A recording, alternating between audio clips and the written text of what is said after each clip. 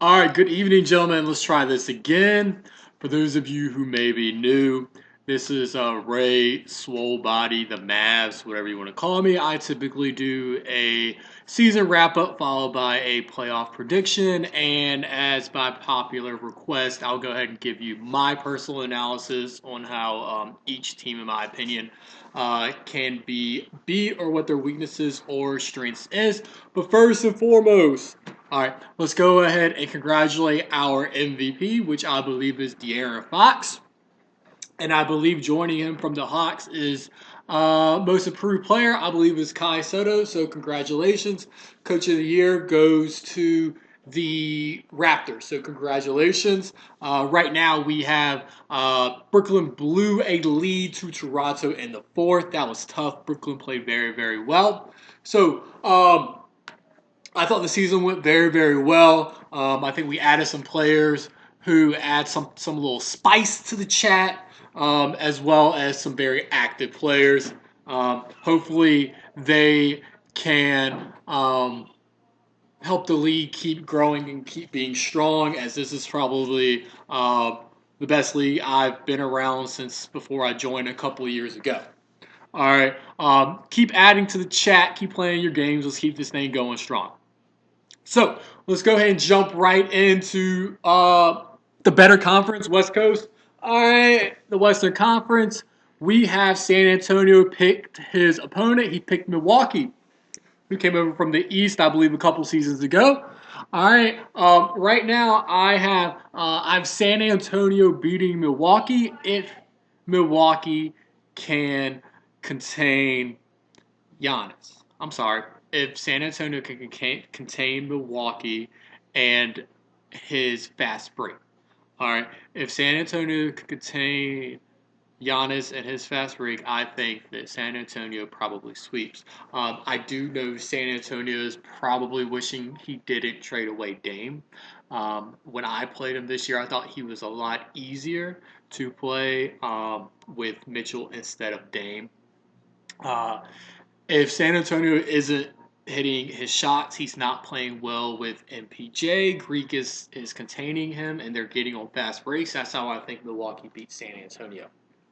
Uh, Minnesota and Portland, the 3-6 Mafia. Portland and Dallas played earlier today to determine who was going to be the 5 seed, who was going to be the 6 seed. I ended up beating Portland. Portland wasn't hitting very many shots, which brings me to my next point. If Minnesota is going to beat Portland, in my opinion, if you make Portland shoot and you pretty much take away LeBron, if Portland is not hitting shots, he's not going to win. And the last couple times I've played Portland, shots were just not dropping for him for whatever reason. He has good shooters. They weren't hitting. I mean, if you play LeBron straight up on a point guard, LeBron's going to win that match every time. So I personally made him shoot, and I had success. Minnesota has a very, very deep team. I was very surprised that he traded away Culver for Murray. I haven't played him since then. I Culver toasted me, so I was very, very happy he went out of the Western Conference. Um, so I Culver and Sibley, I believe, were the two, and Hampton um, were the three who really toasted me. However, taking away Culver, and I don't know what he's doing with Murray, but I think if you stop Hampton, I think Portland has a chance to pull that upset. However, I do like Minnesota sweeping. Denver, I'm not really sure what his weakness is. I mean, he has KD. He doesn't really use KD unless he absolutely needs to, going late into games. Um, he has excellent defenders. I believe Hick made first team all defense. He has Ball. He has Garland coming off the bench. He has Mobley, who I think is phenomenal at the 5. I know he made a trade recently. He got rid of Miles Turner, but that's here nor there. He got Vanover, who I can't really teach height. I think his team is very, very difficult to stop. I guess if you stop KD, if that's possible, you win that matchup, in my opinion. Lonzo clamps, so I think that's very tough. Utah was very tough for me. We split. Um, I personally think that uh, Utah gets swept here. It is nice to show up to the playoffs. Is a whole other story. Maybe we'll see an upset happen. However, I don't see Utah winning. His team can shoot though. I went zone against him when he was killing my perimeter defense like a lot of people do, and he just started draining threes on me and crushed me that game.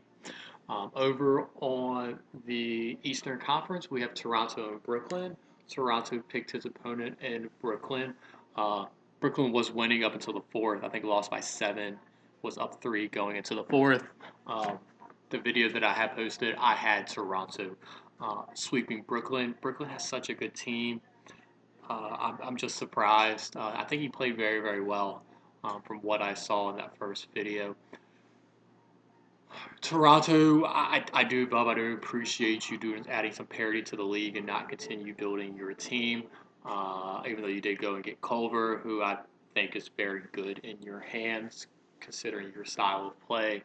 I think you stop Culver or Mobley, one or the other. I think Brooklyn has a really, really good chance. Philly Boston, I think, is very interesting because Legion likes to drive and Boston has Taco. So I think whoever has the better game against each other probably wins that series. Excuse me. I know Boston plays very, very well with Halliburton.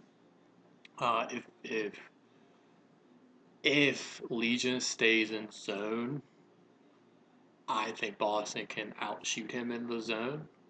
Um, if Boston gets Taco on fast breaks, or Taco's back on Legion's fast breaks, I think Boston wins. However, I do have Philly winning that 2-1. New York, Indiana play. I think Indiana's very, very tough. It's nice to see teams get in who don't normally, I guess you say normally, get into the playoffs. New York, they're just their perimeter game is so good, especially with Robinson at the 5. Um, he's built really well with Cole Anthony. He has Kevin Knox at the 3, and I got lit up. I cannot think of his name to save my life right now, the 2 guard. But anyways, I think he went for 9 straight buckets on me when we played. I would like to see Indiana add a little parity, but I think the Knicks probably I'll take Knicks in the sweep for that one. Atlanta, Miami. Atlanta has been a nightmare to a lot of people when he came in. He's kind of taken the league by storm. We'll see if he wins a championship this year. He's talked a lot. Hopefully, we'll see if he backs it up. He has two of. I mean, he's made very good use out of what he has. I think Kai Soto being 7'3", 7'4" really, really helps. Just like with Taco, I mean, with me, with Boban, height helps a whole lot of things, even if they're not very good. You get a lot of good animations. Um, and he was fortunate enough to have Kai when he came in the league. I think if Miami can take out Kai, I don't think De'Aaron Fox can um, win a game, even though he was MVP. I don't think that he can win a game on his own, at least from what stats have proven. Also, Atlanta likes to play their guys very, very heavy rotation, minutes of the same guys, and we've seen the last couple of years where players have got hurt uh, in playoffs. So, just a heads up, maybe it happens, maybe it doesn't. Miami's always been a really good user with Harrow, and he has Jimmy Butler as well as Bam plays very, very well. He has Whiteside coming off the bench. I still like Atlanta to win that game, win that series, probably in a sweep. And then, last but not least, we have Dallas versus OKC. It's garbage. Um, for those of you who don't know, myself and OKC, Cal, we live in the same city. We hang out from time to time. Um, I won the last only series we played in playoffs. Um, if you, I guess if you want to say if Kawhi has a bad game, I probably win. He said that if he stops KP, then he beats me. I think it comes down to if he is beating my perimeter defense, he wins. Anybody wins if they have perimeter defense and I go to zone, people all shoot me in zone. It is what it is.